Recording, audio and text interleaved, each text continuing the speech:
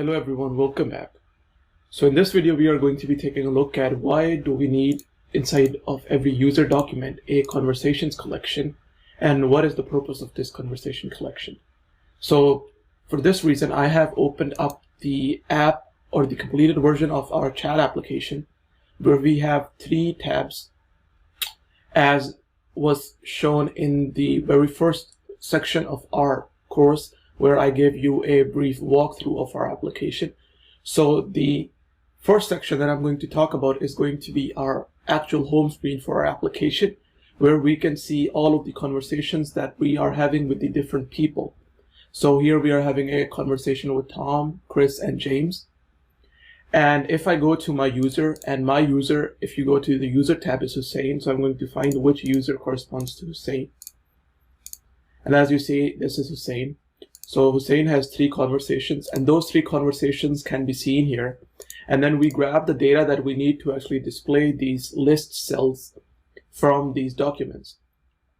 So we need the image of the user, which is shown here, the last message, which is shown here, the name of the user we're talking to, which is shown here. As you can see, James Dean. If I go to Tom Cruise, you're going to see Tom Cruise, and then the timestamp when the message was sent, and then the image of the user we're talking to. And then we need the chat ID, because every time we click on this list cell to go to the actual chat, when we click on it, it'll take us to the actual chat view. And to actually reference which chat we want to go to, we'll use the chat ID. And once we go to the specific chat, then we no longer need these conversation documents. We then use the actual conversation with the specific ID as our data source. So in this case, I'm going to go to the chat that was happening between Tom and Hussein.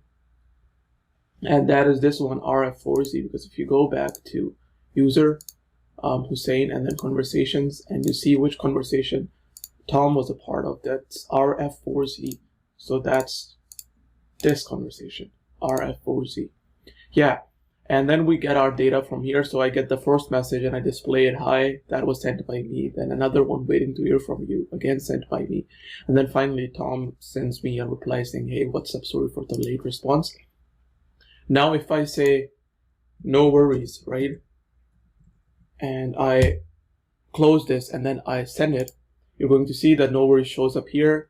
No worries, the message gets appended to our messages array, as well as if we go to our users, and then we go to the actual Hussein and conversations, and then the conversation we were having with Tom, which was CEHPX, you're going to see that after some time, the last message is going to be updated, as well as our unseen comment and timestamp. So it says no worries and the timestamp.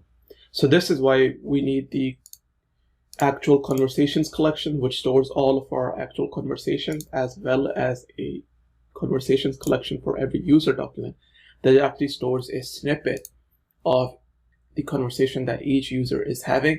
And then this helps us to actually filter out users in the application too, in the actual find the user section. So with that, I'm going to end this video here. Now in the next video, we are going to populate our Firestore database for our app, which right now doesn't have much data in the Firestore database. The following videos, we are also going to create the 2 Firebase functions that we need and actually upload them to Firebase to actually copy over the data every time a chat is created or a chat is updated with a new message. So with that, I'm going to end this video here. I'm going to see you guys in the next one. Peace.